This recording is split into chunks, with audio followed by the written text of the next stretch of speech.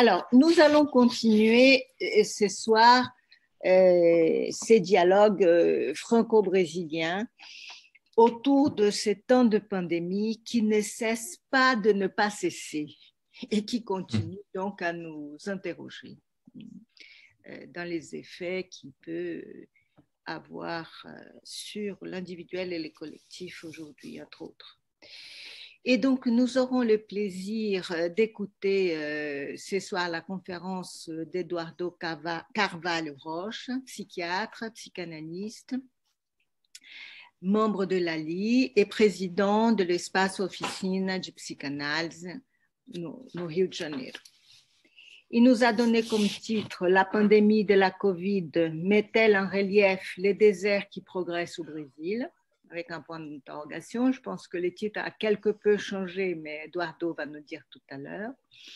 Et nous avons la chance aussi d'avoir Omar Guerrero, psychanalyste, membre de l'ALI, qui a accepté d'une façon très amicale d'être notre discutant de ce soir. Et je voulais vous remercier à tous les deux, d'ores et déjà, d'avoir accepté cette invitation de travail. Donc, Eduardo, c'est à toi. On t'écoute. OK. Merci à les collègues de cartel franco-brésilien pour l'invitation et la gentillesse de Omar Guerrero pour accepter de lire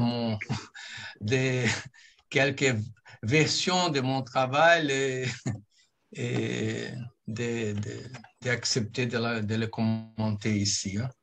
Vous m'entendez bien? OK? Absolument. OK.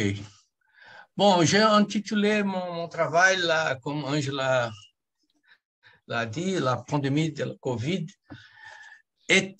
mettait en lumière les déserts qui progressent au Brésil. Mais j'ai changé pour la pandémie de la COVID, mettre en lumière les déserts qui progressent au Brésil, virgule, mais pas seulement.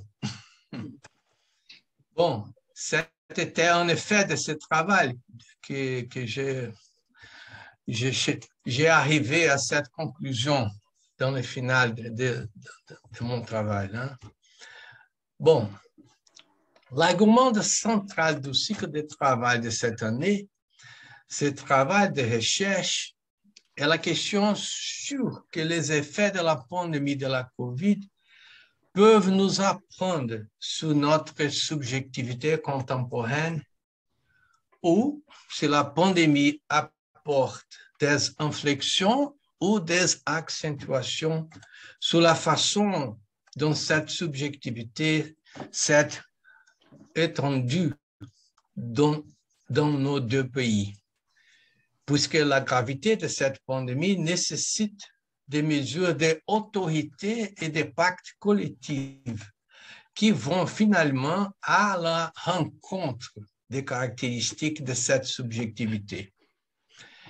Il nous importe aussi, puisque c'est un cartel franco-brésilien, d'explorer les nuances de cette question dans notre moment historique, face aux différents modes que nous trouvons en tant que sujet et en tant que collectivité pour traiter les dimensions du réel qui nous tourmentent, comme c'est le cas dans la pandémie, mais pas seulement. Une autre voie que j'aimerais prendre aujourd'hui est notre complaisance à l'égard des médias virtuels et le risque de les adopter non plus comme une stratégie de survie, mais comme une façon de vivre ensemble.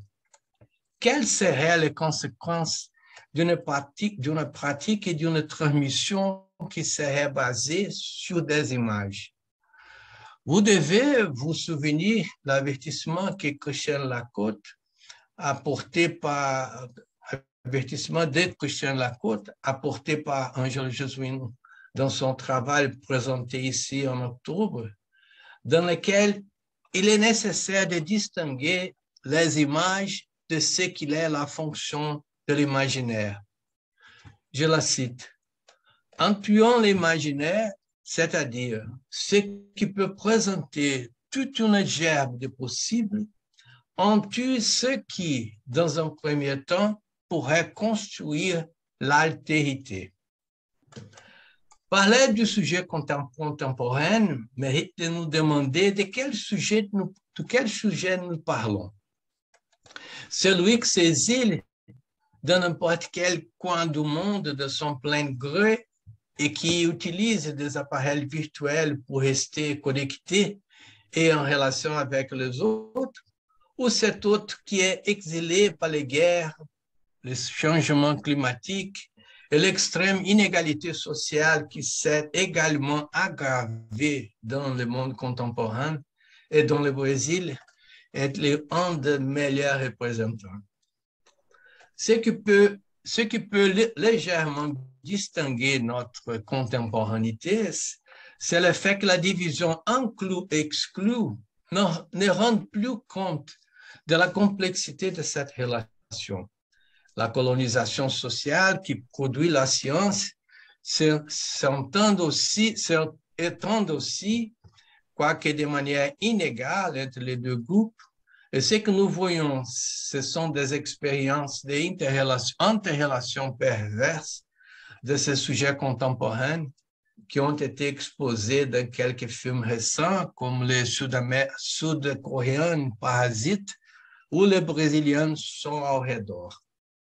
En tout cas, c'est la psychanalyse qui nous enseigne que le sujet contemporain est tributaire d'un exil structurel, du fait qu'il est le sujet du signifiant dont les maisons, Heim, est la chaîne signifiante qui contourne un trou creusé dans le réel. Mais, à cause de cet exil structurel, traumatique, difficile à supporter, et en l'absence des ancrages de la religion et des pratiques traditionnelles de la culture, nous avons recours aux objets de la science, aux inépuisables gadgets pour soulager la douleur d'exister dans ces conditions. Dans la conférence qu'elle a présentée à la première rencontre de ce cycle, Angela Jesuino nous a rappelé que la subjectivité contemporaine est de plus en plus basée sur des dispositifs qui dénient les réels de la mort, spécialement la science, qui, au lieu de nous en protéger, finit par nous jeter dans la terreur quand elle éclate dans le réel d'une manière démesurée et incontrôlable, comme c'est produit dans des périodes de catastrophes naturelles, de guerres, d'attaques ou d'épisodes pandémiques comme celui que nous vivons maintenant. Cela rapproche ces situations de vrai traumatisme car l'éruption du réel est trop intense par rapport aux ressources symboliques disponibles pour la traverser. Nous savons que la religion a longtemps été le principal dispositif pour faire face à la mort et nous reconnaissons son affaiblissement comme un effet de la science elle-même. Dans le dernier séminaire d'été de la LI, Omar Guerrero nous a présenté dans son travail 4 types de situations traumatisantes. La première, favorisée par les accidents naturels, la deuxième par la violence ou l'agression promue par un semblable, la troisième étant celle des attentats et la dernière, la violence politique, lorsque l'appareil symbolique d'un pays cesse de fonctionner comme il se doit et échoue dans sa fonction de garantir le pacte social quand il ne devient pas lui-même l'acteur de la rupture de ce pacte. Ce dernier type m'intéressait surtout parce qu'il y a des aspects qui ressemblent beaucoup au genre de discours gouvernemental qui a pris forme dans le bolsonarisme, c'est-à-dire la destruction des pactes et des institutions. Au sein de cette division, et je ne sais pas si Omar serait d'accord, je considère que la pandémie de la COVID nous rapproche des traumatismes des accidents naturels par son ampleur, mais je reconnais aussi qu'elle peut être renforcée par la violence et la omission politique, situation qui, à mon avis, nous avons vécue au Brésil, comme en témoignent les rapports de la commission d'enquête sénatoriale sur la COVID. La violence politique n'est pas seulement le déni de la réalité de la pandémie, l'insensibilité aux malades et aux morts, mais une opinion imposée, totalement déconnectée de la réalité et guidée par une logique paranoïaque. Au-delà de cette spécification des types de traumatisme, ce qui m'a intéressé particulièrement dans son travail, c'est la distinction qu'Omar a faite entre l'action de la science qui vide la dimension proprement signifiante, occupant le champ du malentendu et de l'équivoque par les signes, par les objets positivés et commercialisables, et une pratique psychanalytique qui cherche précisément à réouvrir là où les signes viennent boucher le champ symbolique signifiant que le fantasme vient découper. Le cas qu'il nous a rapporté, le deuxième, parle de la situation d'un sujet qui a rencontré par la voie traumatique de cet objet de jouissance et sa difficulté à s'en séparer, c'est-à-dire à les réintégrer dans le champ fantasmatique et non plus réel, signe de jouissance. Cette situation qui m'intéresse dans cette recherche sur les effets de la pandémie sur notre subjectivité, soit par l'aspect perturbateur, traumatique, mais aussi par l'accès à une jouissance difficile pour nous d'y renoncer. Ce qui m'a fait me rapprocher des observations d'Angela Jesuíno sur la subjectivité contemporaine et celle d'Omar Guerreiro sur le traumatisme et les manœuvres du sujet pour effacer l'effacement qui le constitue en tant que sujet. Hein? Cette opération de déni, laquelle un sujet se rend lorsqu'il rencontre le réel, la mort qui éclate dans nos vies. Omar Guerreiro a souligné dans l'exemple que j'ai mentionné le problème de la fixation du sujet à l'objet finalement saisi par ce réel. Angela avait également mis en évidence certaines manifestations de fixation corporelle telles que les tatouages des noms et des images d'objets perdus, et nous a alerté sur ces nouvelles configurations et leurs effets face aux difficultés à traverser les situations de deuil. Ce qui a attiré mon attention dans le cas de la pandémie de la COVID, en plus de phénomènes traumatiques marqués par la mort et l'impossibilité des mécanismes traditionnels de deuil, c'est la confiance significative placée dans la science pour y faire face. En fait, on pourrait même considérer que la science, c'est-à-dire la communauté scientifique mondiale, savait déjà qu'elle allait éclater. Ceux qui ont eu l'occasion d'entendre le témoignage de Bill Gates il y a quelques années, disponible, je crois, sur le Netflix, sont étonnés par sa prédiction de cette pandémie. C'est-à-dire que la logique de la science avait déjà prédit cet événement.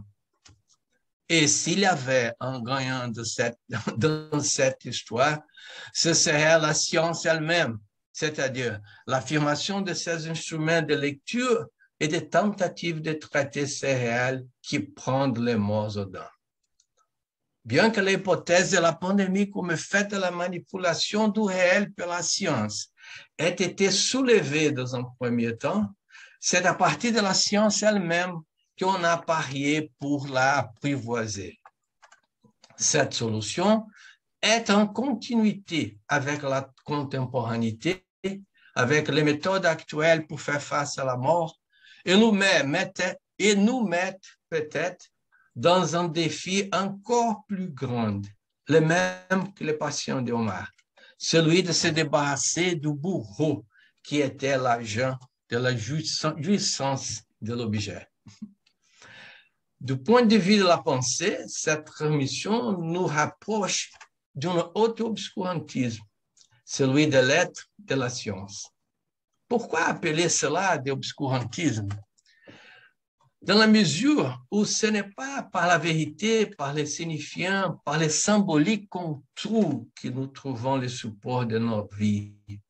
C'est-à-dire que ce n'est pas par la perte, par la deuil de l'objet perdu, ou en termes freudiens, on nous a rappelé Angela, ce n'est pas en laissant manifester notre attitude inconsciente envers la mort, c'est-à-dire la prendre en compte comme vraie et ainsi rendre la vie plus supportable. Supporter la vie reste bien le devoir de tous les vivants. Et si tu veux supporter la vie, organise-toi pour la mort. C'est Freud qui nous dit cela. Donc, la pandémie, au premier temps, que j'ai initié au début, celui qui essaie de répondre sur la pandémie.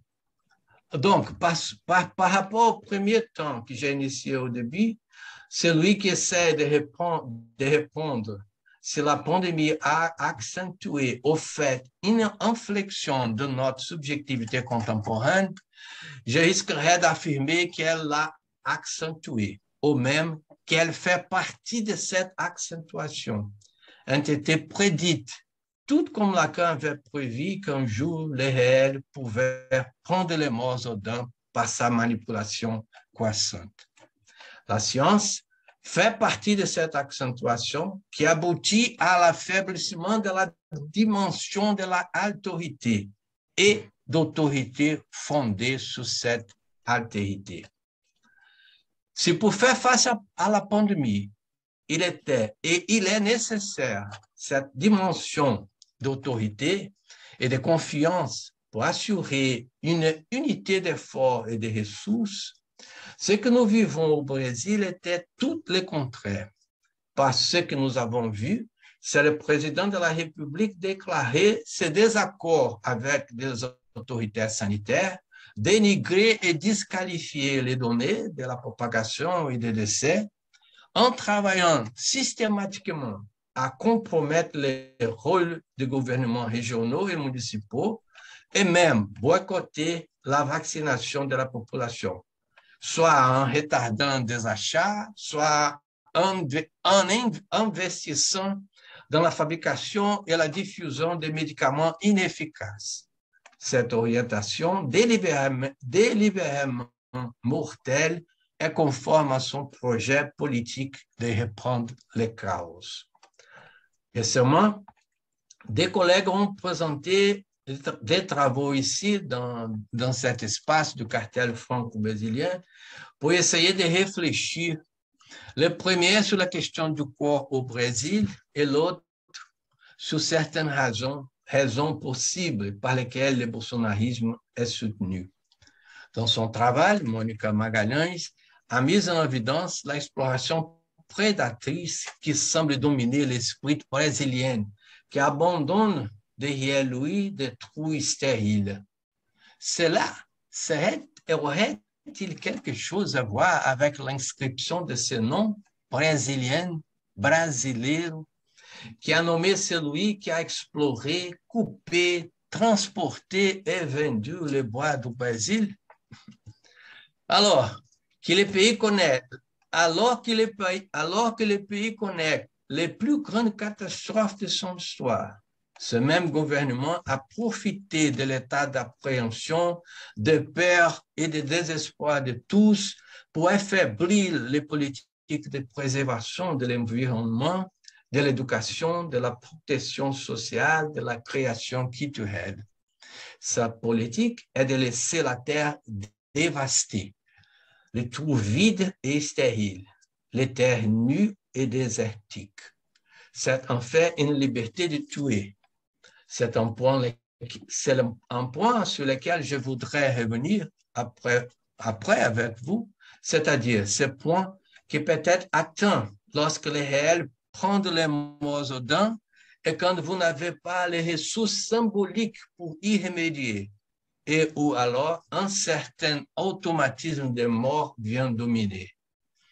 le gouvernement Bolsonaro n'était pas le premier gouvernement autoritaire au Brésil, mais peut-être qu'il était le premier de la période de la républicaine qui a agi clairement et sans déguisement pour détruire le tissu social, soit en vidant la dimension de l'égantute, soit en mettant en place des mesures et des actions visant à stimuler la violence et le mépris des différences.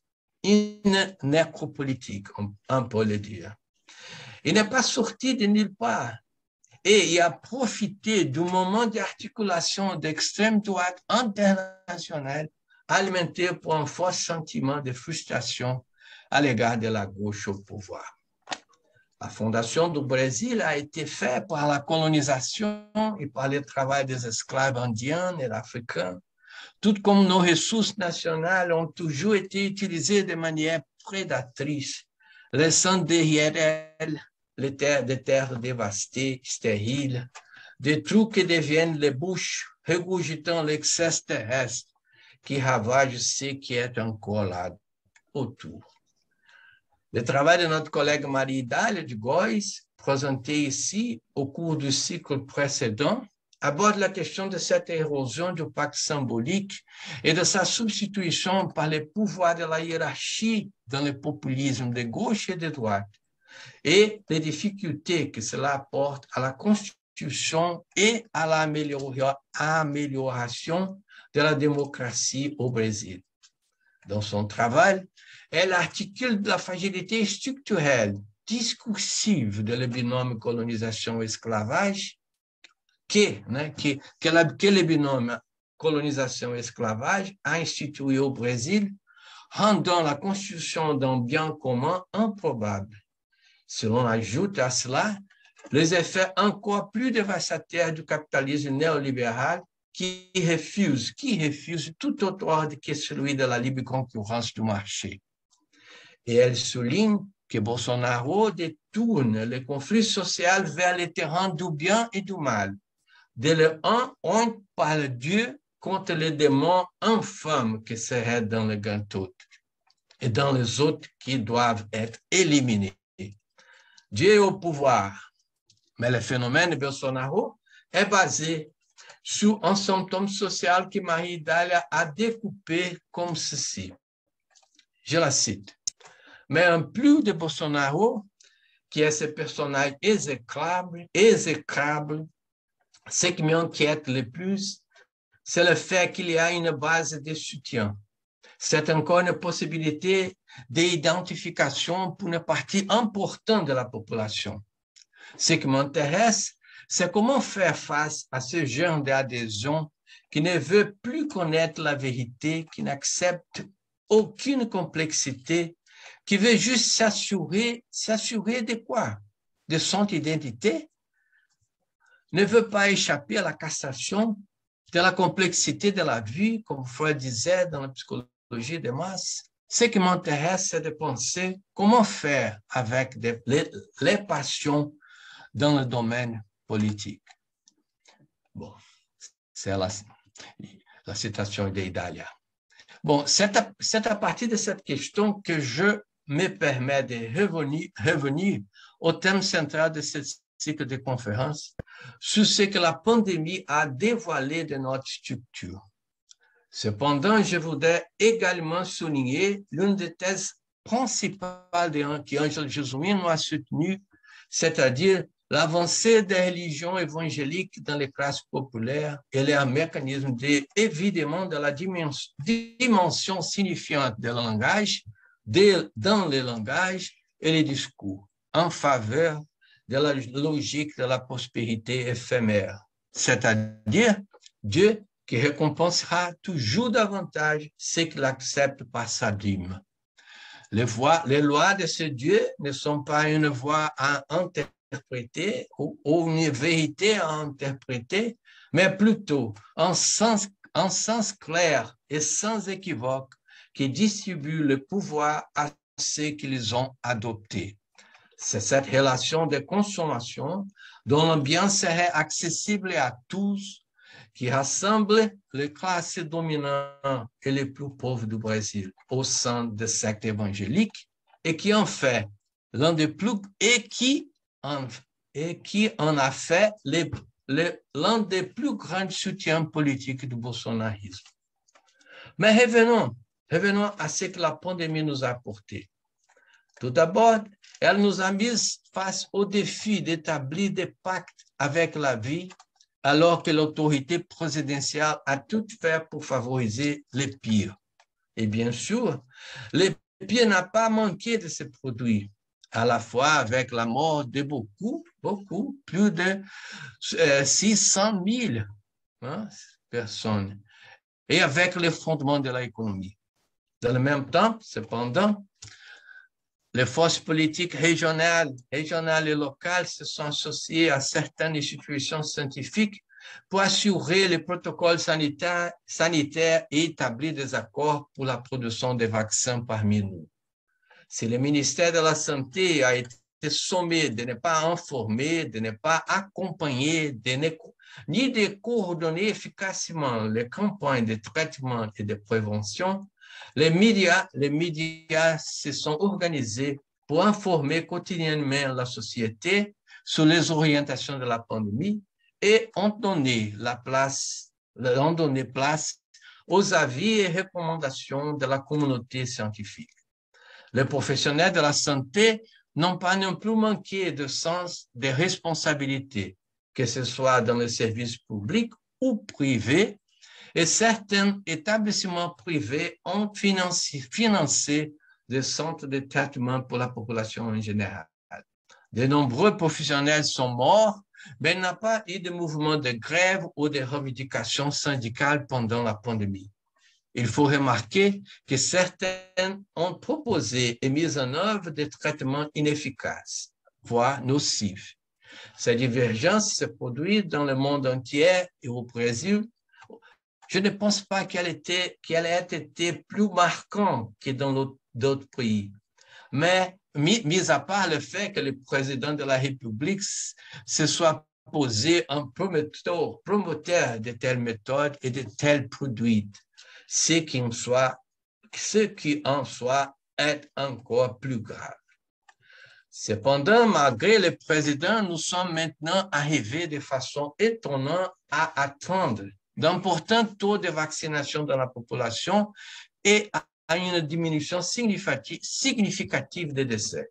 En tant que collectivité, nous avons surmonté les moments de perplexité et de panique afin d'agir à la fois pour lutter contre la pandémie et pour tenter d'opposer une résistance institutionnelle au bolsonarisme. Et en ce sens, je crois qu'une certaine inflexion était possible dans cet environnement ravagé. Mais les préoccupations de Maria Dália quant aux raisons pour lesquelles il y a tant de soutien présidentiel, ainsi que les préoccupations d'Angela au sujet de la croisade évangélique pour vider la dimension signifiante de la langue, et les préoccupations de Monica au sujet de l'infertilité de nos trous continuent et devraient rester à l'ordre du jour. J'ai fini. Maintenant, j'ajouterai une préoccupation sur laquelle j'aimerais revenir dans l'exemple clinique d'Omar Guerrero. Ce qui m'a semblé important d'être pris en compte en ce temps traumatisant, individuel et collectif, c'est qu'il a écrit comme étant de l'ordre de la fixation du sujet à l'objet atteinte. Et c'est ce qui rend difficile pour le sujet d'accepter de les changer par une autre configuration de jouissance organisée par les fantasmes. En ce temps de pandémie, nous cherchions, chacun à notre manière, et dans la mesure de nos possibilités, des moyens d'avancer dans la vie, y compris dans la clinique et dans la vie institutionnelle. Les moyens virtuels, les plateformes qui permettent des réunions, des séminaires, etc., ont proliféré. Ils ont proliféré et donné accès à des réunions qui ne sont devenues possibles que par ces moyens. Les séances de psychanalyse ou même les consultations médicales, les réunions cliniques, les études, les conférences et les débats comme celui que nous avons maintenant peuvent avoir lieu. C'était un encouragement, c'était une chance. Mais ce que nous avons commencé à ressentir après un certain temps, c'était un épuisement, une fatigue causée en partie par la présence excessive de l'image, par la prépondérance de la pulsion excopique sur les autres circuits pulsionnels, par l'absence de temps d'extension, de déplacement, de transition. Dans la clinique, ce type de psychopathologie dominée par les virtuels a commencé à prendre place dans une succession cadre après cadre sans un temps de rétroaction, de signification, de coupure. Avec cela, nous avons installé parmi nous et chez chacun de nous ce mode de fonctionnement maniaque et de fois maniaque dans lequel les mots ou les activités se suivent sans escansion. De même que le rythme pulsionnel n'est pas scandé et encore moins articulé avec les différents circuits et ne cède plus la place à la dimension du désir, y compris sexuel, et est remplacé par les purs défis d'images à penser ici et là. Le problème, c'est qu'on finit par en dépendre. Et nous avons même entrepris de justifier avec une certaine rationalité les facilités, les possibilités de ces nouvelles formes de coexistence sociale. C'est ce que j'ai appelé passer d'une stratégie de survie à une façon de vivre ensemble. Mais à quel prix? En participant de certaines activités de la Ligue cette année, qui reprennent le présentiel, je suis tombé sur un fait inquiétant. Lors de la première réunion de ce cycle, il semble qu'il y avait 5 personnes dans la salle et 45 dans la salle virtuelle. Comment est-il possible que des sujets puissent s'adresser à d'autres personnes placées dans des espaces aussi divers? À qui se adressa celui qui prend la parole? J'ai remarqué à ce moment une certaine artificialité encore plus grande que lorsque les réunions étaient que par les médias virtuels. Le fait est qu'après presque 2 ans de pandémie, la présence du corps de l'autre et de l'égant autre deviennent à nouveau nécessaires dans sa complexité pulsionnelle, dans son équivocité langagère et gestuelle. Le défi maintenant, c'est de les refaire, c'est de les refertiliser dans un monde contemporain dans lequel nous habituons à ces commodités. Encore une fois, la question initiale se pose. Est-ce l'occasion d'une autre accentuation ou inflexion de notre subjectivité contemporaine?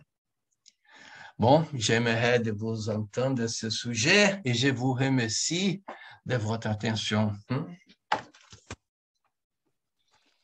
Merci beaucoup, Eduardo. Je ne sais pas si on apparaît là ou pas.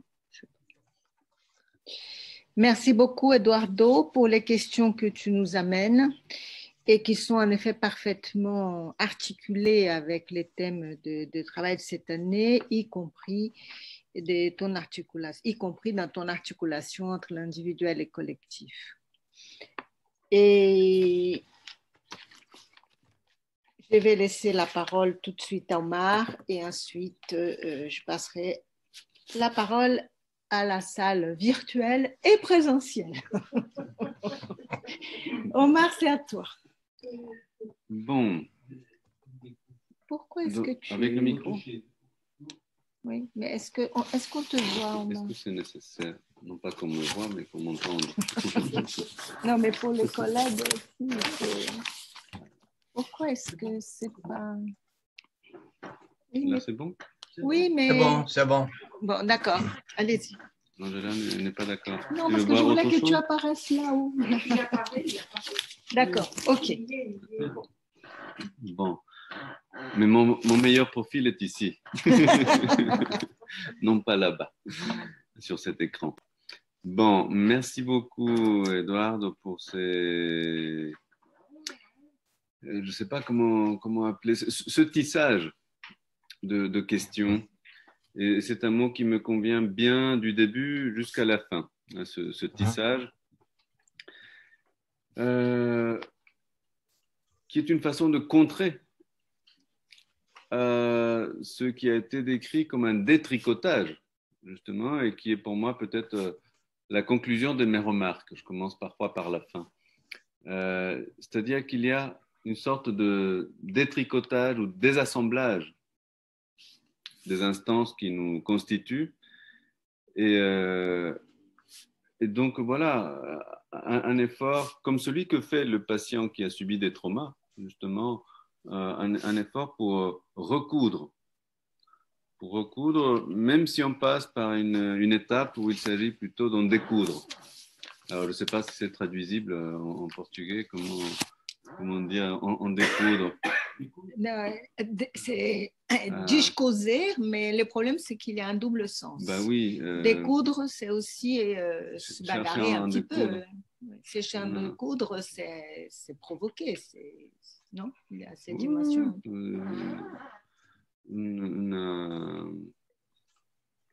Vous dites bronca? Si, moi. Ah, meter bronca. Ouais.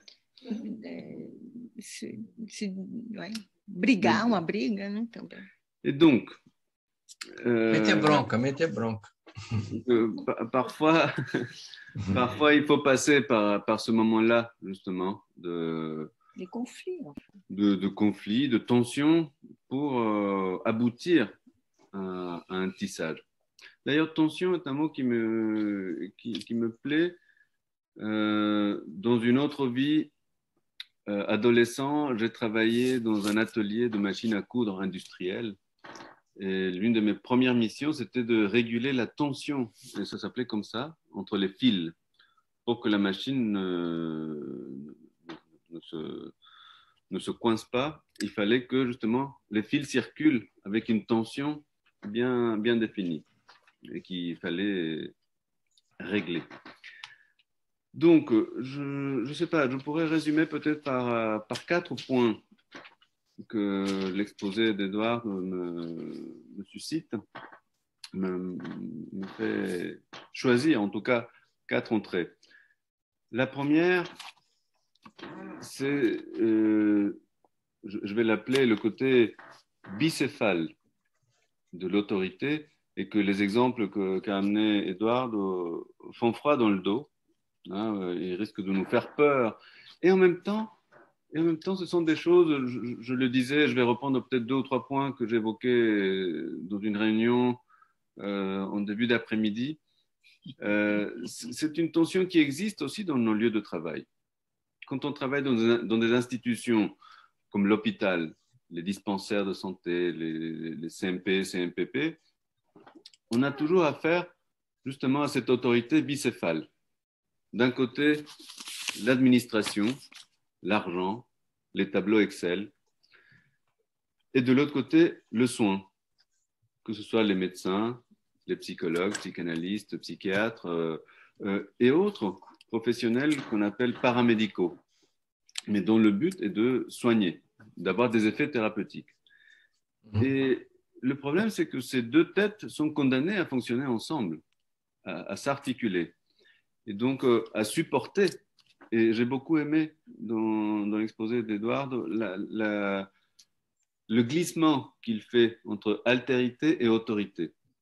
Il y a eu plusieurs fois, à quelques lettres près, cette proximité entre les deux, parce qu'effectivement, le fait d'être condamné à travailler ensemble oblige cette autorité bicéphale à supporter l'autre tête, pour le dire comme ça, supporter une sorte d'altérité. Et supporter, pas seulement dans le sens premier comment dire, de devoir la supporter, mais de supporter quelque chose qui est difficile, mais aussi dans le sens plutôt anglo-saxon, hein, de parfois en faire la promotion. Hein. Mais ça, ce serait déjà peut-être une complexité. Donc ça, c'est un premier point, et qui nous amène à un deuxième, justement, qui est la question donc, de cette autorité. Comment elle s'exerce au Brésil? Et pas seulement au Brésil, parce que je pense qu'on a des exemples plus ou moins caricaturaux, plus ou moins effrayants dans d'autres pays. Et c'est une distinction qui me paraît importante à faire à partir des travaux d'Hannah Arendt et les travaux aussi de Kojève, qui est un auteur que j'apprécie beaucoup, Alexandre Kojève, et sa notion de l'autorité, qui a été longtemps un livre de chevet. C'est la distinction que font ces deux auteurs entre autorité et autoritaire. C'est-à-dire que l'autorité, ils nous le disent comme ça, s'exerce quand je n'ai pas à bouger le petit doigt pour obtenir ce que je cherche à obtenir de l'autre. Alors que, justement, quand je ne peux pas l'obtenir, je passe sur le versant autoritaire où je vais exercer à ce moment-là la violence, la force physique. C'est ce qu'on constate dans des pays qui vivent en dictature, par exemple, où on ne peut pas simplement inviter quelqu'un à, je sais pas, à venir au commissariat pour l'entendre dans le cadre d'une plainte ou quelque chose comme ça. Non. Quand on vit en dictature, on débarque en 4x4, armé jusqu'aux dents, et on le sort de son lit, et on le frappe, et on l'oblige. Et donc voilà, ça me paraissait intéressant d'avancer sur cette distinction-là, parce qu'effectivement, l'effet néfaste de l'autoritaire, c'est ce que Eduardo a décrit comme cette destruction du tissu social. Que là où l'autorité, et c'est intéressant parce que dans le texte de Kojève, il distingue 4 types d'autorité.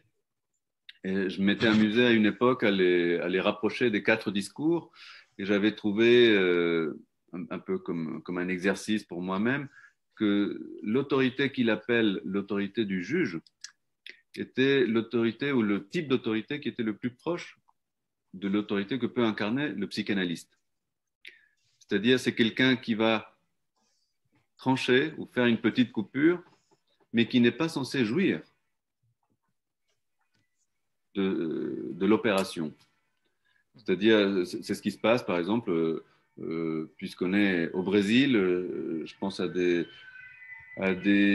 Indiens en Amazonie, mais on peut trouver la même chose dans d'autres continents et dans d'autres lieux, où face à un conflit entre 2 groupes, on fait appel à un tiers qui va dire, voilà, un tel a raison ou un tel a transgressé, pour rétablir l'ordre symbolique, il va devoir payer de telle ou telle manière, et puis il se retire, c'est-à-dire il ne va pas jouir de cette opération-là. Alors, pourquoi je fais appel comme ça à ces autres formes d'autorité? Parce que tous ces 4 types d'autorité sont censés organiser, contribuer à ce tissage pour faire tenir une institution, tenir un groupe, un pays.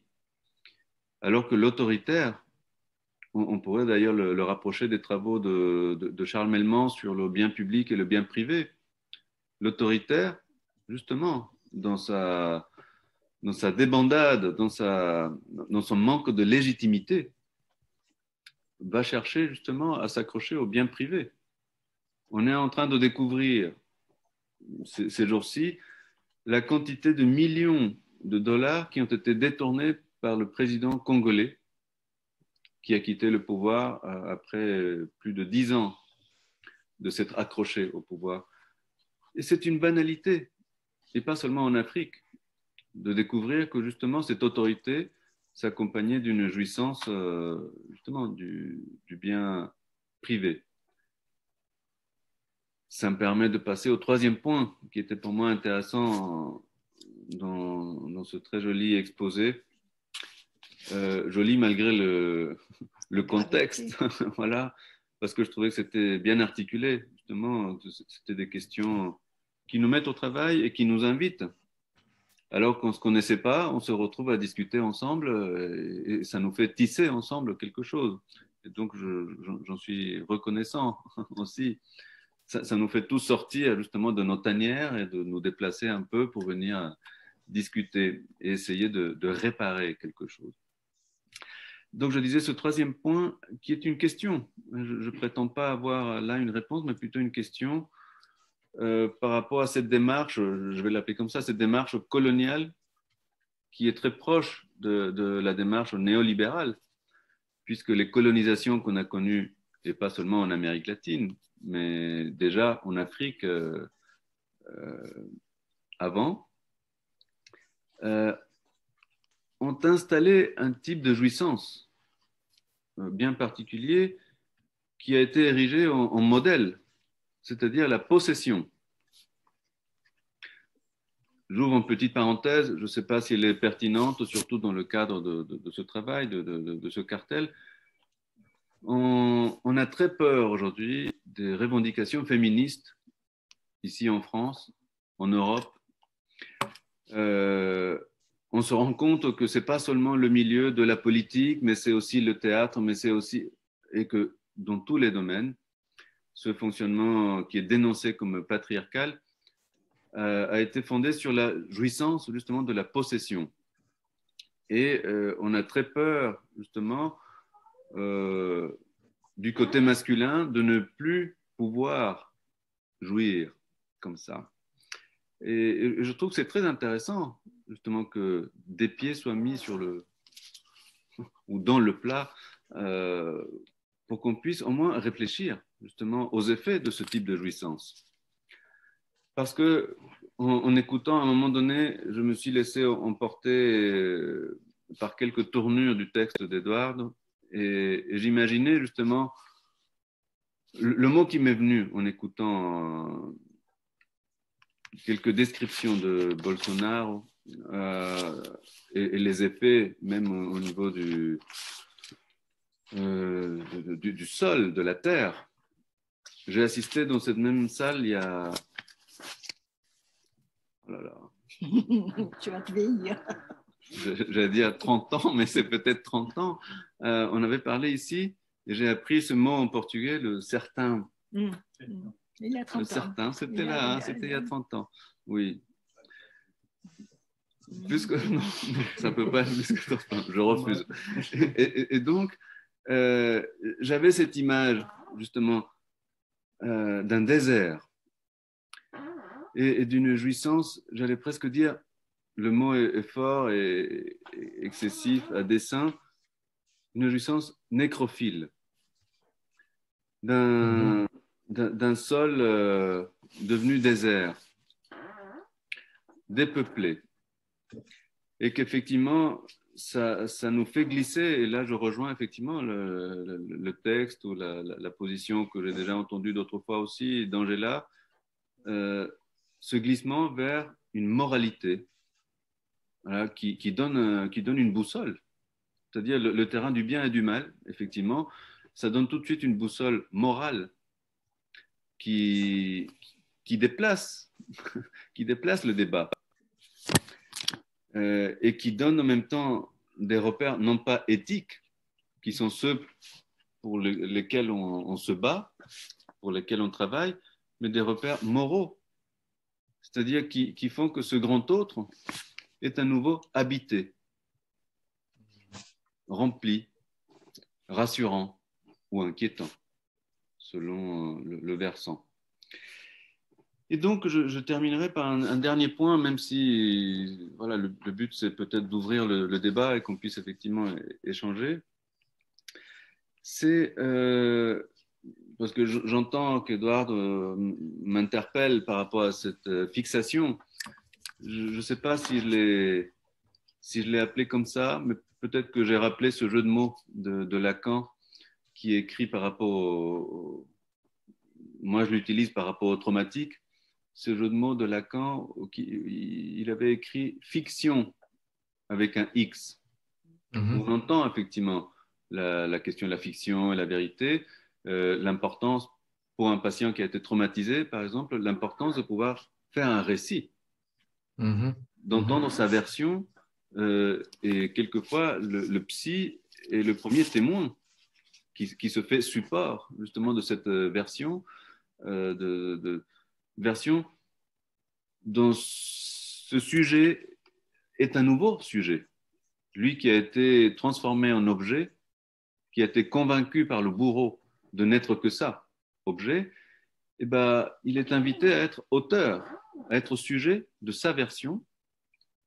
Et donc, effectivement, cette fiction par laquelle il passe se heurte quelquefois à cette fixation, effectivement, un peu comme ce qu'a développé Freud par rapport aux rêves traumatiques, ces cauchemars qui sont une répétition et que j'ai pu constater effectivement chez des patients traumatisés qui font toujours le même cauchemar et qui se réveillent toujours en sueur au moment où on les attrape par les pieds quand ils sont tombés, et à ce moment-là, ça s'arrête et c'est toujours le même. Et Freud disait, après effectivement le constat qui n'était pas celui de 1900 avec l'interprétation des rêves, mais plutôt après la Première Guerre, justement ce constat qui était que cette répétition, c'est ce qui lui a permis de forger ce concept justement de répétition, était une tentative du sujet de se réapproprier ce dont il a été dépossédé, la jouissance de son corps, pour la nommer autrement. Et donc, je trouve que c'est un exposé très intéressant. Je termine avec deux petites idées, très vite, 2 phrases, parce que Édouard doit terminer en parlant de coexistence et de vivre ensemble. Peut-être que je suis un peu tatillon, j'allais dire, c'est pas la même chose. C'est pas la même chose exister à côté de l'autre que de vivre avec l'autre. Et effectivement, on a affaire à une pandémie qui touche tous les pays. Qu'est-ce qu'on fait de ce réel? Comment on fait avec? Qu'est-ce que ça vient modifier dans notre façon de vivre? Et c'est là qu'on peut interpeller, je pense, à juste titre, le rôle du politique. Puisque le politique, on peut avoir beaucoup de définitions. J'en ai une qui me plaît, que j'ai utilisée quand j'ai fait une conférence en Colombie. C'était une conférence sur la haine. Ils ont eu beaucoup de problèmes avec la guérilla et d'autres problèmes politiques depuis 70, 80 ans en Colombie. Et ma définition de la politique, c'était que c'était une façon d'administrer la jouissance pour un groupe. Et qu'effectivement, on peut pas, comment dire, se passer de cet arbitre que peut être le politique, puisqu'il s'agit justement de distribuer et d'autoriser la jouissance. Et que nous sommes là donc face à une vraie question, puisque nous pouvons, nous, à partir de la psychanalyse, avoir quelques repères, quelques idées justement de ce qui se joue là et de quel type de jouissance, par exemple. Donc je vais m'arrêter là sur ces quelques points qui ont été pour moi effectivement ouverts par l'exposé d'Edouard. Et merci encore pour l'invitation à cette disputatio, espérons. Peut-être que tu as envie de réagir à un ou un autre point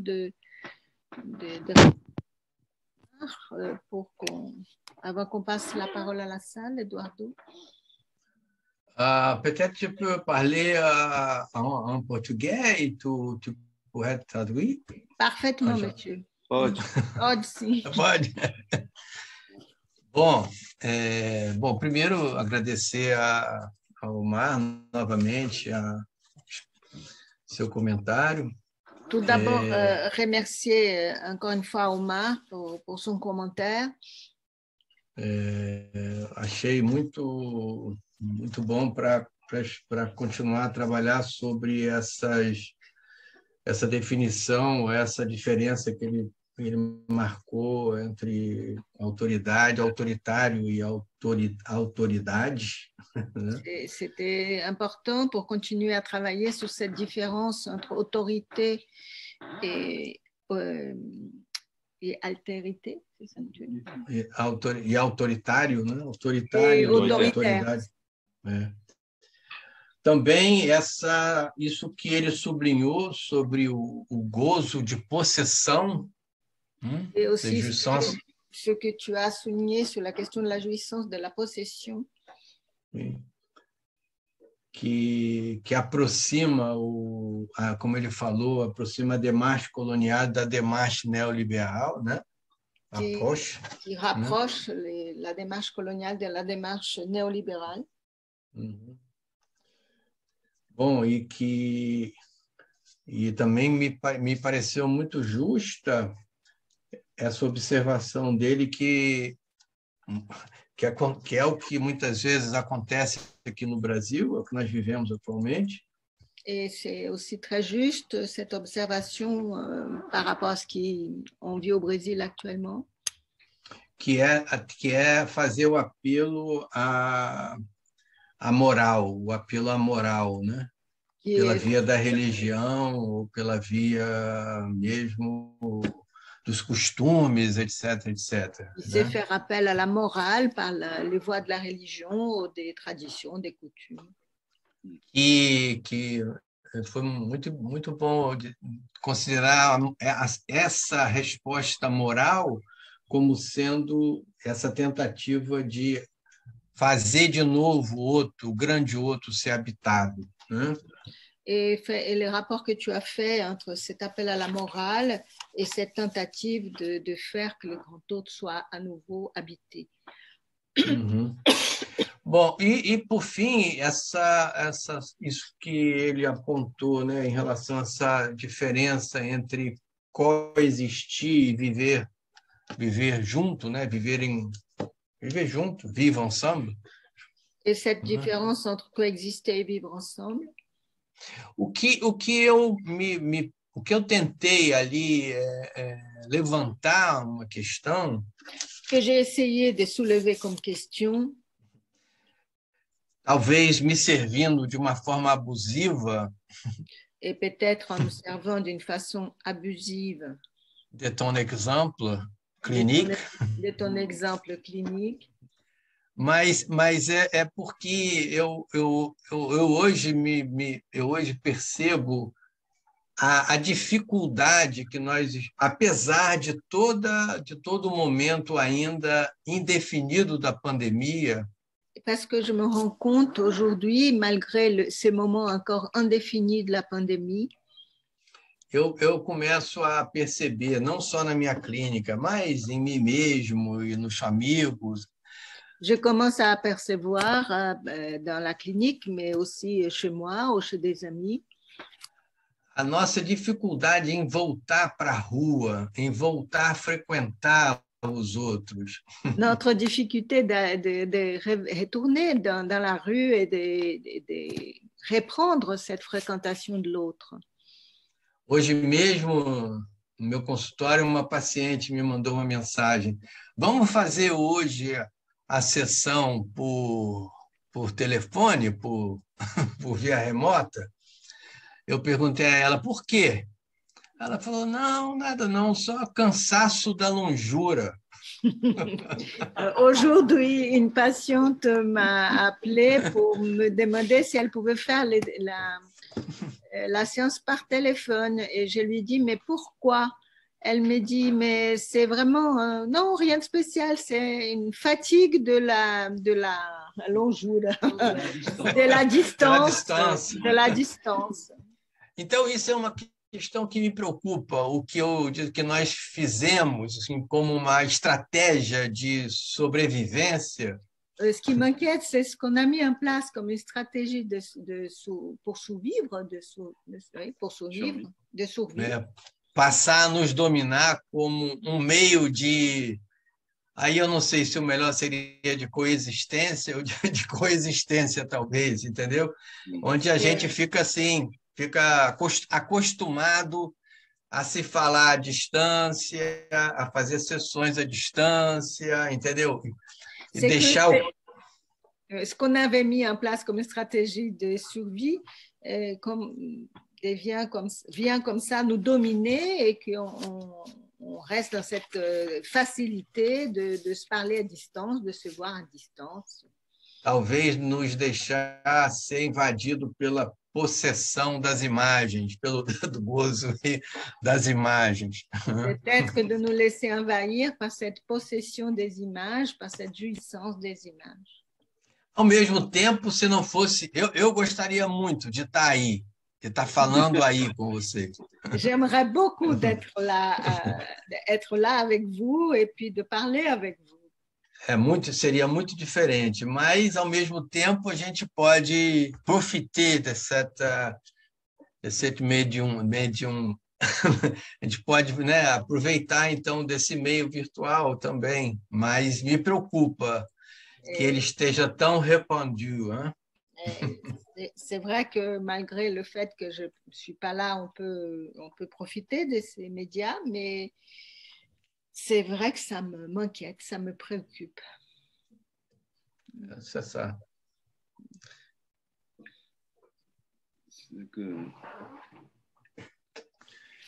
C'est que il y a quelque chose, je ne l'ai pas dit, mais c'est quelque chose effectivement qui est tous les jours en ce moment pour nous tous très présent. Qu'est-ce que c'est que ces échanges par écran interposé? Et ce n'est pas l'écran du fantasme, c'est autre chose. C'est autre chose. Le nom même, Zoom. Zoom, c'est simplement approcher l'autre. Mais voilà, moi aussi, ça me pose question parce que c'est un découpage qui est différent. Et je crois que c'est ça que j'avais voulu dire aussi lors du séminaire d'été, dans l'une des leçons du séminaire sur l'identification. Lacan parlait justement des effets du signifiant. Et c'est quelque chose qu'on peut vérifier effectivement tous les jours. Quand on utilise un signifiant, il installe quelque chose, un rapport différent, particulier, codé, etc. Je ne sais pas, justement, il y a deux choses. Comment circule la parole? Peut-être que si Edouard était ici, on pourrait se couper la parole. Il n'y a rien de plus délicieux, justement, que de marcher sur les pieds et apprendre à danser avec l'autre. Voilà, cette coupure, ce rythme qui s'apprend ou qui se prend avec l'autre. Avec Zoom, on est obligé de codifier autrement. Voilà, de se taire, attendre que l'autre parle. Enfin, c'est différent. Ça, c'est un point. Et l'autre, c'est un souvenir. Quand j'ai rencontré Marcel Chermak la première fois, en 91 ou quelque chose comme ça, il disait qu'il n'aimait pas les voyages en avion. Et moi, je n'avais pas compris. Je me disais, mais c'est formidable de pouvoir voyager en avion. Il disait, non, tout le monde connaît qu'il aimait la navigation et les bateaux. Il disait, non, c'est mieux le bateau ou le train. Parce que comme ça, on peut voir évoluer et voir la géographie changer. J'ai l'impression de comprendre un petit peu ce qu'il voulait dire, parce qu'avec Zoom, on est projeté dans un espace qui est difficile à saisir, où les frontières, par exemple, c'est quelque chose qu'on a tous vérifié aussi, les frontières entre le public et le privé, je reviens un petit peu à ce que je disais tout à l'heure, sont brouillées.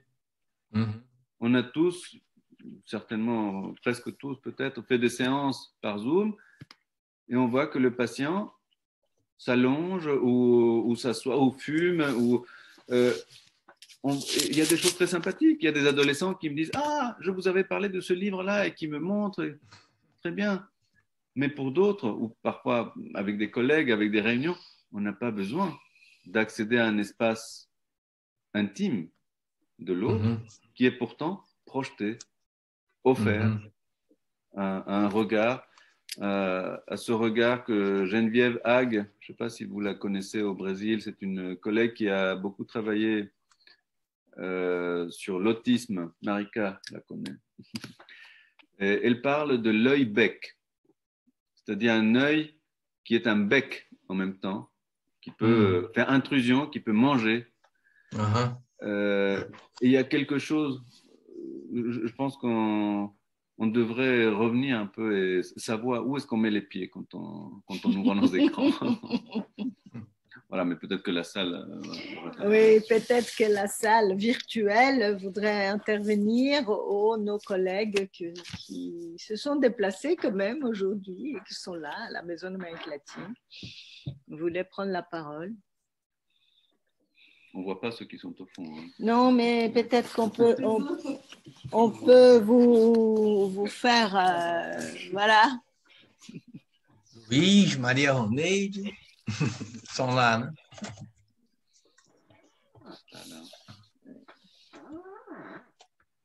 Mais comment tu vas voir s'il y a des questions?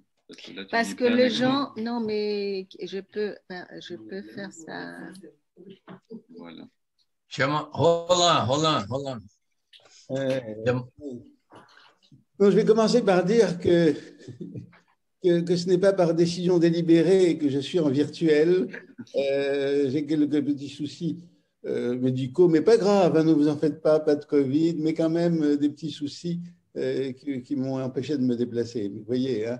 Alors du coup, je prends le Zoom comme une grande chance, parce que sinon, je ne sais pas ce qui serait passé. Et là, peut-être ça ouvre sur une double remarque que je voulais faire à partir du très bel exposé d'Eduardo. D'abord, c'est que, alors même qu'il décrit cette situation épouvantable, avec une pandémie tellement meurtrière, avec un régime qui complique les choses plutôt hein, qui s'inscrit plutôt dans l'aggravation des questions plutôt que dans leur traitement, moi j'étais quand même très, très content de voir qu'il arrivait à mettre en relief, comment dirais-je, une faculté de réaction chez les pays brésiliens, hein, à tous les niveaux, notamment dans les régions, les localités, etc., qui ont permis quand même assez vite, d'une certaine manière, de commencer à parer à tout ce qui se passait là, et finalement d'arriver à une situation où la population est plutôt pas mal vaccinée, hein, où le nombre de morts régresse. Et je crois que là, ça me paraît intéressant, important, comme psychanalyste à la fois soit attentif à ce réel traumatique auquel nous sommes tous confrontés, mais aussi qui nous montre comment le sujet, à l'échelon individuel ou collectif, s'en tire. Hein. Ça, c'est le premier aspect. Et je dirais que c'est un peu dans la même perspective, je dirais, de renversement, disons, de nos difficultés en ouverture, que je voudrais dire quelque chose à propos, effectivement, de Zoom. C'est vrai que au bout d'un an, on ne se voyait pas, on se parlait uniquement par Zoom, etc. C'était pénible, c'était... mais partons de ce qui se passait dans les séances. Dans les séances, très tôt, on a mis en place des consultations, d'abord par téléphone, éventuellement avec visio. Ce n'était pas forcément Zoom, ça pouvait être WhatsApp, enfin bref. Hein. Et moi, je dois dire que ça m'a aidé à concevoir que la psychanalyse, ce n'était pas le cadre formel où nous pensions qu'elle devait s'inscrire. Hein. C'est-à-dire que, hors du cadre formel, du fauteuil, du divan, des rendez-vous à jour réglés, la salle d'attente, on va chercher le patient dans la salle d'attente, enfin, tout ce qu'on connaît, hein, l'essentiel de l'analyse n'était pas là. hein, et que justement, par exemple, quand un adolescent se lève, va chercher un bouquin, moi, je n'ai pas eu cette expérience-là, j'en ai eu d'autres, peut-être, je sais pas, mais ça me paraît être des formes, comment dirais-je, qui s'inventent. Hein, et d'ailleurs, d'une part, des formes qui s'inventent, et qui en même temps confirment quand même un certain nombre de données essentielles de l'analyse amenées par exemple par Lacan. Et je pense par exemple à un texte que j'ai cité dans mon dernier livre, un texte d'une collègue, qui parle d'une patiente qui, alors qu'elle souffre d'un échange au téléphone, hein, il n'y a pas de visio, mais est particulièrement sensible au regard de sa psychanalyste. C'est-à-dire qu'elle parle de l'analyste comme étant planqué derrière son téléphone, d'une certaine façon, dans une position de regard. Hein. C'est-à-dire que la dimension qui pour nous est essentielle pour comprendre le fantasme et donc le désir, hein, est réintroduite d'une autre façon. Hein, donc, voilà, ce que je voudrais dire, c'est que la pandémie, évidemment, c'est terrible, on ne sait même pas quand ça va, ça ne cesse pas de ne pas cesser, merci Angela pour ta formule, on ne sait pas quand est-ce que... Hein, mais en même temps, si ça nous oblige à inventer autrement à notre travail, ce serait ça l'apport. Hein, voilà. Oui, je voulais emboîter le pas, si vous permettez, à la première remarque de Roland, parce que il y a quelque chose qui ne va pas. Le petit rajout que tu as fait à ton titre m'a beaucoup intéressée, parce que tu as commencé en disant le désert, la pandémie de la Covid met en lumière les déserts qui progressent au Brésil, et tu as remplacé le point d'interrogation par la virgule, et tu as dit mais pas seulement. Parce que ça va dans le sens que disait Roland, parce que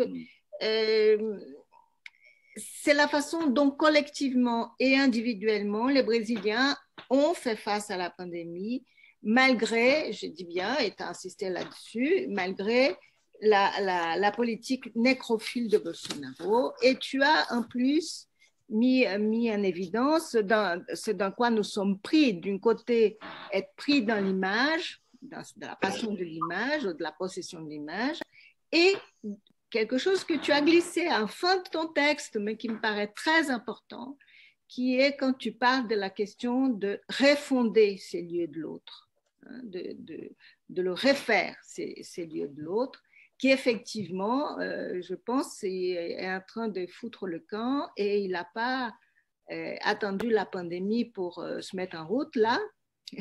Mais je pense qu'il y a quelque chose que nous vivons dans la contemporanéité de cet ordre-là.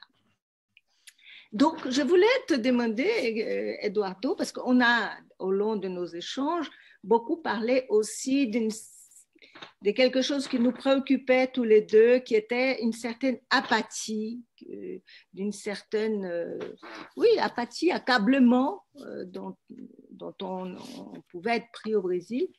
Et donc là, tu viens nous parler d'autres choses, et je voulais savoir par où ça passe.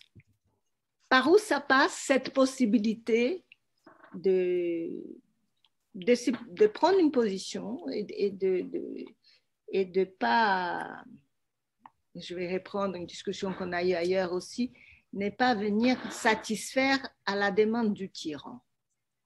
Par où ça passe? Par où ça passe? Quels sont les recours? Parce qu'en même temps, tu nous mets devant tous les impasses, mais il y a quelque chose qui dépasse l'impasse et que je trouve que c'est important pour le Brésil qu'on puisse analyser de quoi il s'agit, pour nous aussi ici en Europe. Donc, par où ça passe alors? Para mim, Ângela, foram dois fatos que me marcaram muito e que serviram como balizas para esse mais não só, né? Il y a eu deux faits donc, qui m'ont beaucoup servi comme balise, comme ça, comme référence, pour que je puisse articuler ce pas seulement, mais pas seulement. Deles, eu acho que foi a a sustentação de uma barra ao presidente e aos seus seguidores, feito primeiro pelo Supremo Tribunal Federal, pela Corte Suprême. Tout d'abord, il y a eu la possibilité de supporter, dans le sens de porter et de maintenir une barre à l'action du président, quelque chose qui est venu barrer sa route, qui est venu du côté du Suprême Tribunal Fédéral. Je ne sais pas qu'est-ce que ça pourrait être l'équivalent ici. La Cour suprême. La Cour suprême. Donc, il y a eu quelque chose comme ça qui est venu barrer cette toute-puissance-là mortifère de Bolsonaro. Até aí, eu acho que muitos de nós estávamos numa situação meio de pânico e de desespero, temendo que a qualquer hora Bolsonaro desse golpe militar. Je pense que jusque-là, on était tous un peu désespérés et en panique, et dans la crainte que Bolsonaro puisse faire à n'importe quel moment un coup d'État militaire. Então, eu acho que a posição do Supremo, mesmo com todas as formalidades que muitas vezes o Supremo se presta em termos da lei, mas a posição do Supremo foi muito, para mim, pelo menos, a leitura que eu faço é que foi muito importante para poder, digamos assim, virar o jogo. Donc, la position de la Cour suprême, en tout cas pour moi, ça a été très important dans ce qu'on peut appeler le fait que le jeu a tourné. E o segundo fato também, que eu acho que também é um fato político, foi a comissão parlamentar de inquérito, do jeito que ela foi conduzida e em que ela botou a mão, entendeu? Et le deuxième fait, qui est aussi un fait politique, c'est la commission parlementaire qui a pu enquêter sur le méfait de Bolsonaro et la mauvaise gestion de Bolsonaro pendant la pandémie, et c'est sur quoi elle a abouti et sur quoi elle a pu mettre la main dessus. Onde aí apareceu não só o desprezo, a incompetência, entendeu? E até a corrupção, entendeu? Por baixo, aproveitando da pandemia. Isso também... Cette commission d'enquête parlementaire a mis le doigt non seulement sur le mépris, sur l'incompétence, mais aussi sur toute la corruption qui a été mêlée à la pandémie. Bom, acho que esses dois fatos, para mim, foram muito importantes para poder ajudar a virar o jogo. Pelo menos dar stop. Espera aí. Donc, c'était deux faits qui, pour moi, ont été très importants et qui sont venus marquer un moment un tournant, hein, et puis de dire stop, on arrête là.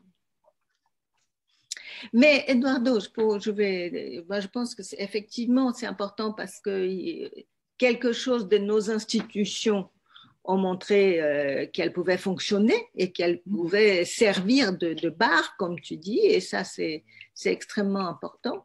Mais la mobilisation des gouvernements régionaux ou la mobilisation, par exemple, des Brésiliens pour se faire vacciner, c'était avant. Ou pendant, peut-être, pendant ça. Posso dizer uma coisa? Bien sûr. Eu acho também que tem uma característica nossa. Il y a aussi, je pense aussi qu'il y a une caractéristique qui nous appartient, nous, Brésiliens. Até por vivermos num país onde as instituições são frágeis, même, y compris parce qu'on vit dans un pays où les institutions sont faibles, que quando há uma brecha, a sociedade civil é muito solidária. Quand il y a une petite ouverture que se fait, la société civile est très solidaire. E se encarrega de fazer alguma coisa a despeito ou sem esperar muito dos governantes.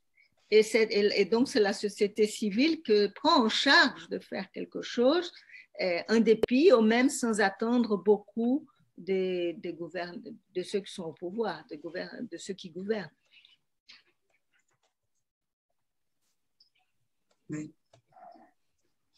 Eu perdi um pouco, porque eu fiquei sem conexão, tá? Então, só quando eu cheguei, você tava começando, depois, quando eu cheguei, Dália voltou. Mas tudo bem, depois a gente conversa. Je peux? Oui, oui, bien sûr.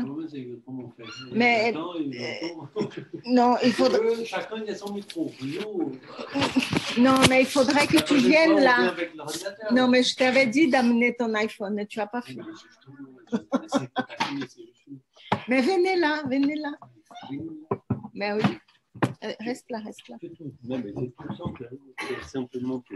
Non, Non, va faire. C'est Mais qu'on tu ne peut peux pas pas. le retourner complètement.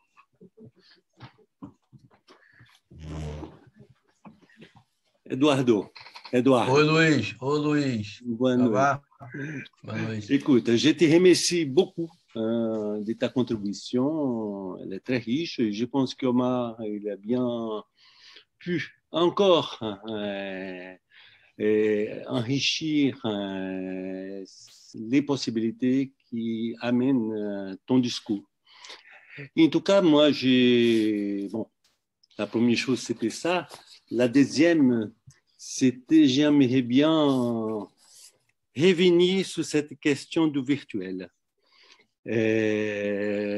Parce que ça, même si Roland, d'une façon très sympathique et optimiste, nous dit, ah ben, ça nous aide à je ne m'appelle pas exactement le mot que Roland a utilisé, mais en tout cas, de créer ou de trouver de nouvelles formes de pouvoir s'y rencontrer ou s'y trouver. Mais, et toi-même, dans ton discours, à un moment donné, tu disais que c'était un encouragement, que c'était une chance. Et, bon, bien sûr que tu parlais dans notre possibilité, dans notre recherche de trouver des tentatives, de pouvoir vivre, de continuer à vivre, etc. Mais je pense que la question du évitement, elle est là. Oui, on peut, vous tous, vous êtes présents à une salle qui nous sommes 1, 2, 3, 4, 5, 6 personnes. Or, notre cycle de conférences fait déjà combien de 30 ans qu'on est là. Donc, or, c'est très bien, je suis content de vous voir, déjà plusieurs collègues qui sont présents et que je passe mon bonjour. Mais je pense qu'il y a cette question de l'évitement. Tout ce qui est de l'ordre cognitif, émotionnel ou contextuel. Et je pense que ça, on ne peut pas laisser passer et s'y conforter simplement du fait que on peut faire une réunion France-Brésil et on discute, c'est super, oui. Mais là, je pense qu'il a un impact assez important dans cet évitement. Donc, je voulais te relancer cette question, même si vous avez déjà discuté, mais je pense que ça mérite véritablement une réflexion là-dessus. Eu concordo, Luiz. Eu também insisti nisso, né? Eu acho que isso é um problema. Eu temo muito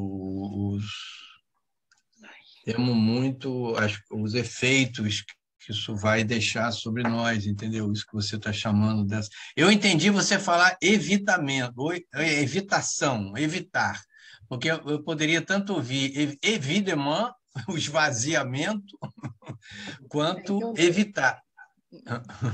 J'ai lâché la barre là. Dans mon déplacement, je pense que tu as dit que tu étais d'accord avec Louise et que tu voulais être sûre de quoi il parlait parce que tu pouvais entendre aussi bien évitement que évidemment, le fait de vider. Mais c'est bien, c'est les deux, je crois. Eu também acho, Mais je É suis como o d'accord Mar avec falou, como o Mar falou, quando a gente está junto, é um outro é o ritmo, é um outro tipo de, de relação que se faz, entendeu? Então, Roland. né? Non, c'est juste un mot sur l'évitement. Je suppose que beaucoup de collègues ont dû s'apercevoir que pendant la période de confinement le plus strict, en tout cas en France, ça n'a pas été la même période partout et ça n'a pas eu les mêmes formes, mais il y avait des gens qui étaient très bien parmi nos patients. C'est les phobiques. Là, ça correspondait très bien à leurs besoins d'évitement. Est-ce que ça veut dire que ça a confirmé leurs symptômes? Ça leur a permis peut-être de le voir mieux. Hein? Oui, ça, c'est mon optimisme.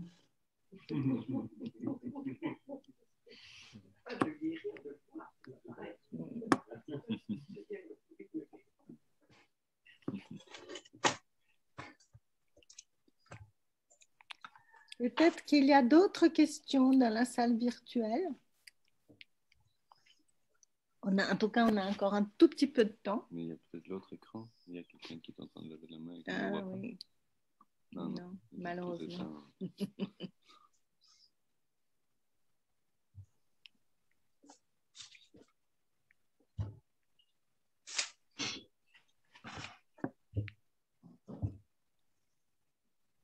Alors, lui, il écrit.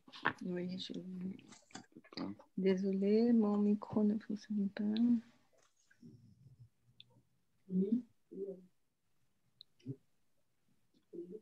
Ah oui, alors je vais lire la question de Monsieur Lombroso qui a un problème avec son micro.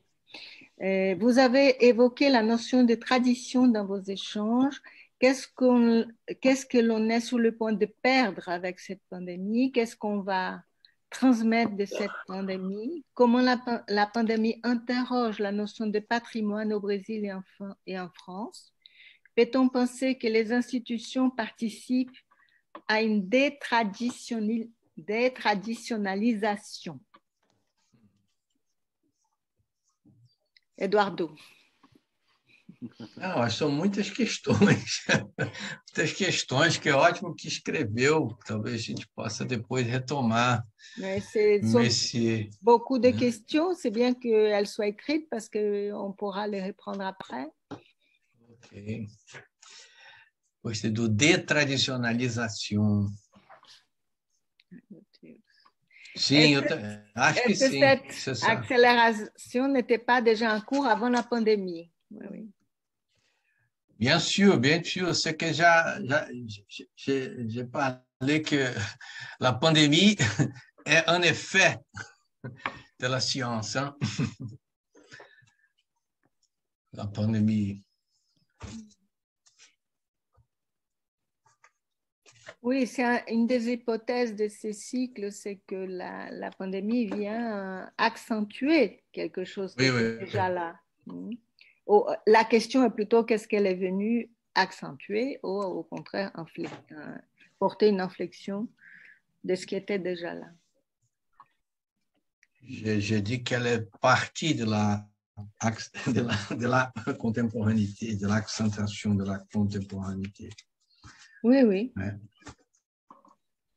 Mais est-ce qu'il m'entend? Oui, oui.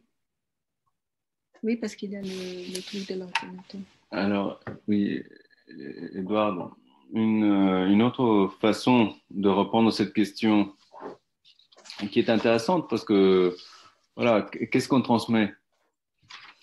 Qu'est-ce que c'est que les traditions, les coutumes, le patrimoine ou le matrimoine, comme on appelle aussi de plus en plus.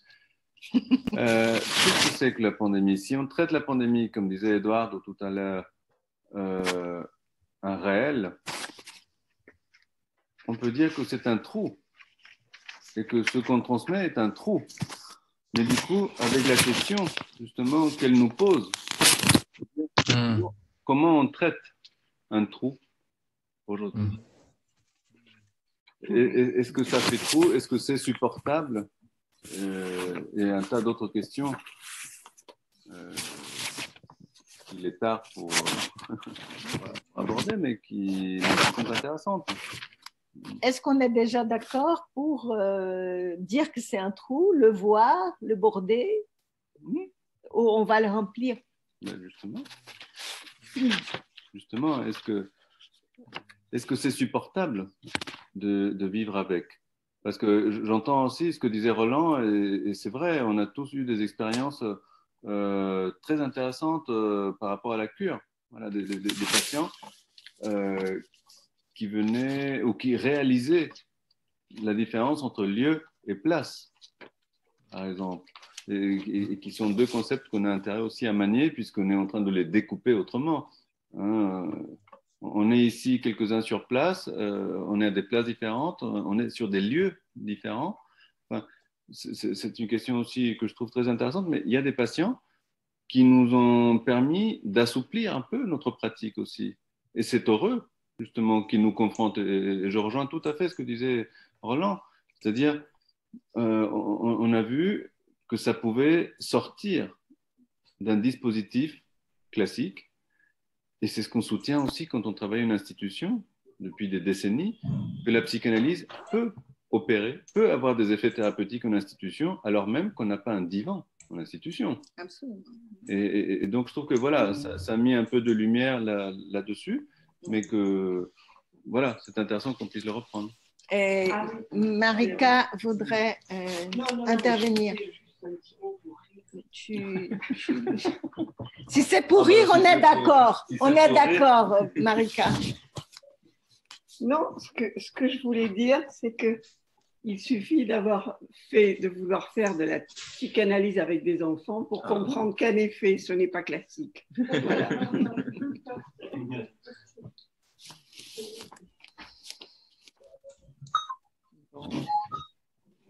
Peut-être qu'on peut en rester là.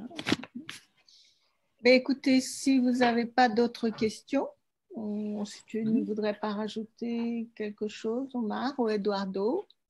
Non, também já. Bom, Obrigado pela oportunidade. Je vous remercie pour l'opportunité de travail. Voilà, non, moi aussi, c'était simplement ça. Vous remercier parce que c'est une main tendue.